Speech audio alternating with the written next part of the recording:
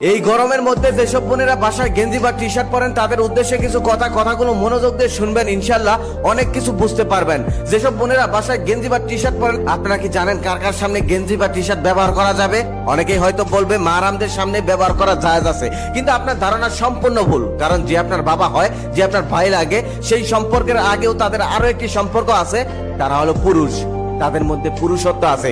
আপনি যখন গেঞ্জি বা টি শার্ট পরে তাদের সামনে হাঁটাচলা করবেন, ঘোরাঘুরি করবেন, তখন তাদের মানসিক চিন্তা ভাবনায় পরিবর্তন আসতে পারে। তখন তারা খারাপ রাস্তায় পা দিতে পারে। কারণ মানুষকে সবসময় শয়তান ধোঁকা দিতে থাকে, তাই তারা শয়তানের ফাঁদে পা দিয়ে ফেলতে পারে, অবৈধ কাজে লিপ্ত হতে পারে। আপনার সাথে না করলেও অন্য কাউকে সুযোগ পেলেই ধরে বসতে পারে। হাদিসে বলা আছে, কিয়ামতের আগে ভাই তার বোনের সঙ্গে, বাবা তার মেয়ের সঙ্গে, ছেলে তার মায়ের সঙ্গে জিনায় লিপ্ত হবে। আস্তাগফিরুল্লাহ, নাউজুবিল্লাহ। আল্লাহ তাদেরকে হেদায়েত দান করুক, আল্লাহ তাদেরকে ক্ষমা করুক। খবরে অলরেডি এইসব আপনি শুনতে পারবেন, এইসব অলরেডি শুরু হয়ে গেছে। এর কারণ কি জানেন?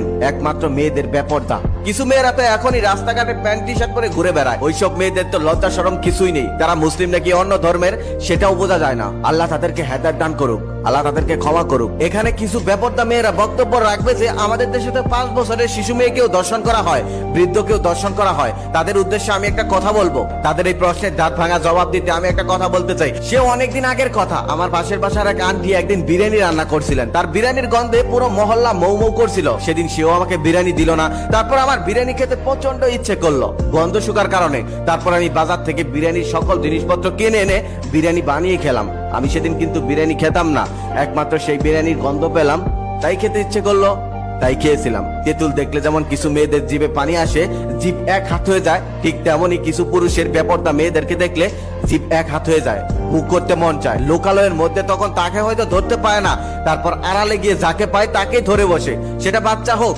সেটা বয়স্ক হোক বা যুবতী, সেটা দেখার তার কোনো যায় আসে না। কারণ তার ভোগ করতে হবে, তার জিভে পানি এসে গেছে। আশা করি ওইসব বেপরদা মেয়েরা এই প্রশ্নের উত্তরটা পেয়ে গেছেন। তাই বোনেরা, এইসব কাজ থেকে আপনারা সাবধানে থাকবেন। আপনি অবশ্যই গেঞ্জি বা টি শার্ট পরতে পারবেন, সেটা আপনার ব্যক্তিগত রুমে, কেউ যেন না দেখতে পারে। ইনশাআল্লাহ আপনি আপনার স্বামীর সামনেও পড়তে পারবেন, কোনো সমস্যা নেই। তবে আমার মনে হয় এইসব পরা না পরাই উত্তম। কারণ আমাদের প্রাণপ্রিয় নবী হযরত মুহাম্মদ সাল্লাল্লাহু আলাইহি ওয়াসাল্লাম মহিলাদেরকে পুরুষদের পোশাক পরতে নিষেধ করে গেছেন। এতে ফিতনা হতে পারে, মহিলাদের পোশাক হবে ঢিলাঢালা। আমাদের প্রাণপ্রিয় নবী হযরত মুহাম্মদ সাল্লাল্লাহু আলাইহি ওয়াসাল্লাম কোনো কথা এমনি এমনি বলেনি। আশা করি সবাই বুঝতে পেরেছেন। ভিডিওটা বর্তমান সময়ের জন্য খুবই উপযোগী। আমি প্রত্যেকদিন ভিডিও বানাই, তবে কখনো লাইক চাইনি, কমেন্ট চাইনি, শেয়ার করতে বলিনি। আজকে একটা অনুরোধ করব, এই ভিডিওটাতে একটা লাইক করবেন, একটা কমেন্ট করবেন, একটা শেয়ার করবেন, যাতে সবাই দেখতে পারে। আর সেখান থেকে একটা মানুষও যদি সংশোধন হয়, নিজেকে সঠিক পথে নিয়ে আসে, তাহলে আমি সার্থক। আর আপনারাও সওয়াব পাবেন, কারণ আপনাদের লাইক কমেন্ট শেয়ারে এই ভিডিওটা অন্যের কাছে পৌঁছাবে, সবাই দেখতে পারবে। আসলে গরমটা কোনো সমস্যা না, সমস্যাটা হলো তাদের চরিত্রে। সত্যি যদি তারা গরমকে ভয় পেত, তাহলে তারা জাহান্নামের আগুনকেও ভয় পেত। বেপরদা হয়ে রাস্তাঘাটে ঘুরে বেড়াতো।